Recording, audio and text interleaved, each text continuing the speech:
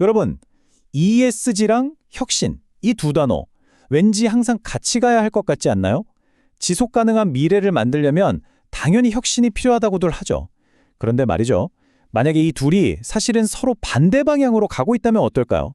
오늘 우리가 너무나 당연하게 믿어왔던 이 관계 속에 숨겨진 모순을 한번 파헤쳐 보려고 합니다.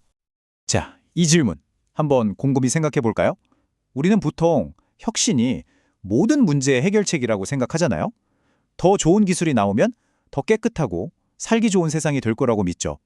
근데 만약 그 믿음이 사실이 아니라면요? 세계에서 가장 똑똑하고 기술이 발전한 나라들이 사실은 지구를 가장 아프게 하는 나라들이라면 과연 우리는 뭘로 치고 있는 걸까요? 우선 도대체 ESG가 뭐길래 요즘 모든 기업들이 이렇게 난리일까요?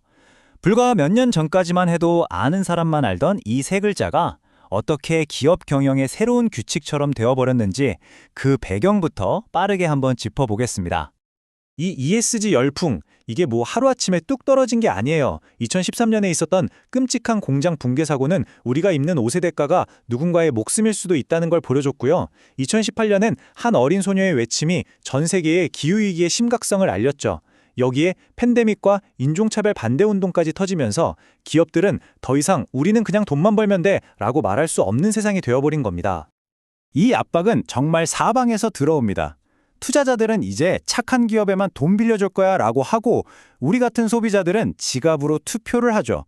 똑똑한 인재들은 월급도 중요하지만 가치 있는 회사에서 일하고 싶어 하고 정부는 점점 더 깐깐한 법으로 기업들을 압박하고 있고요. 그러니 기업 입장에서 ESG는 이제 선택이 아니라 생존의 문제가 된 거죠. 그럼 ESG가 정확히 뭘까요?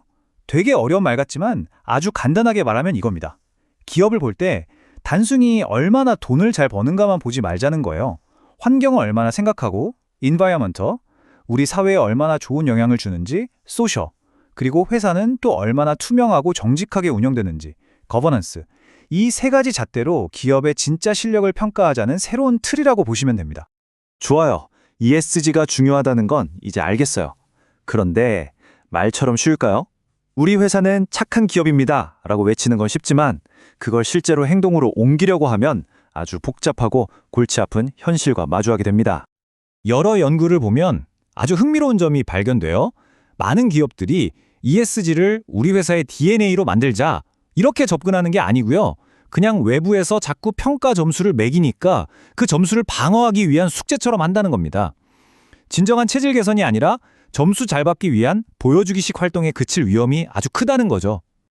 근데 여기서 진짜 큰 문제가 하나 터집니다.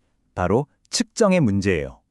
착한 기업이라는 걸 도대체 뭘로 어떻게 증명할 거냐는 거죠. 이 기준 자체가 마치 출구 없는 거대한 미로 같아요. 전 세계에서 기업들한테 ESG 성적표를 매기는 평가기관이 몇 개나 될 것 같으세요? 한 10개? 아니면 50개? 정답은 놀라지 마세요. 무려 600개가 넘습니다. 한번 상상해보세요. 심판이 600명인데 다들 규칙에 제각각인 축구 경기를 한다고요? 선수인 기업들 입장에서는 도대체 누구 장단에 맞춰야 할지 모르는 그야말로 아수라장이나 다름없는 거죠. 그리고 여기서 많은 분들이 헷갈려 하시는 게 CSR이랑 ESG인데 이거 확실히 짚고 넘어갈게요. 완전히 다른 개념이거든요. CSR은 일단 열심히 돈을 번 다음에 그중 일부를 떼어서 기부하는 것처럼 나중에 좋은 일 하는 것에 가까워요. 근데 ESG는 애초에 돈을 버는 그 과정 자체가 착해야 한다는 개념입니다. 시작 전부터가 완전히 다른 거죠. 자, 지금까지는 ESG의 교과서적인 이야기였다면 지금부터는 이 판을 완전히 뒤집어 버릴 좀 충격적인 연구 결과를 하나 소개해 드릴까 합니다. 보통 우리가 상식적으로 생각하면 이렇잖아요. 혁신적인 기술이 막 쏟아져 나오면 당연히 환경 문제도 해결되고 사회도 더 좋아질 거다. 즉, 혁신과 ESG는 함께 갈 수밖에 없는 운명이다. 이게 우리가 철석같이 믿어온 이야기입니다. 그런데 말입니다. 2023년에 발표된 한 연구가 우리의 이 상식을 아주 처참하게 깨부숩니다. 총체적 수준에서 특허 출원은 ESG 모델의 강 요소와 부정적인 연관성을 보였다. 네? 다시 말해서 혁신을 상징하는 특허가 많아질수록 오히려 ESG 점수는 떨어진다는 정말 말도 안 되는 결과가 나온 겁니다. 아니, 이게 어떻게 가능할까요? 자, 그럼 이 믿기 힘든 주장을 뒷받침하는 데이터들을 한번 같이 뜯어보시죠. 우리의 상식과 실제 데이터가 얼마나 다르게 이야기하는지 직접 한번 확인해 보세요. 첫 번째 데이터부터 충격적입니다. 특허를 가장 많이 출원하는, 그러니까 가장 혁신적이라고 하는 나라들이 이산화탄소도 가장 많이 뿜어내는 나라들이었다는 겁니다. 혁신이 지구를 구원하는 게 아니라 오히려 지구를 더 뜨겁게 만들고 있었던 걸까요? 아니, 왜 이런 일이 벌어질까요? 연구에서는 이렇게 설명해요. 결국 특허를 많이 내는 회사들이 누구냐?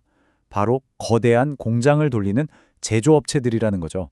혁신적인 제품을 만드는 바로 그 공장에서 오염물질도 같이 뿜어져 나온다는 이 씁쓸한 모순이 숨어 있었던 겁니다. 이 역설은 사회 분야에서도 나타납니다.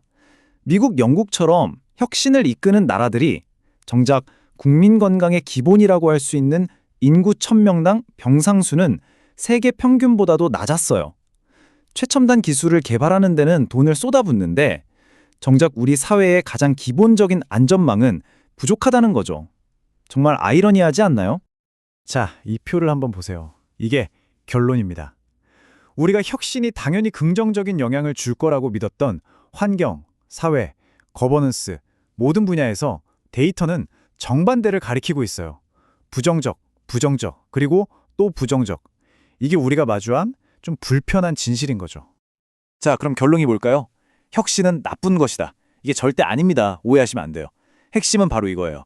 우리가 지금까지 혁신이라고 불러왔던 그냥 특허 개수만으로는 그게 진짜 세상을 더 좋게 만드는 진보인지 아닌지 알 수가 없다는 겁니다. 혁신과 지속 가능성의 관계가 우리가 생각했던 것처럼 단순하지가 않다는 거죠. 그래서 마지막으로 이 질문을 던지면서 마무리하고 싶습니다. 어쩌면 우리는 이제 얼마나 많이 혁신하느냐가 아니라 어떤 혁신을 해야 하는지 그 방향 자체를 다시 고민해야 할 때가 온 게 아닐까요? 진정한 진보란 과연 무엇일까요?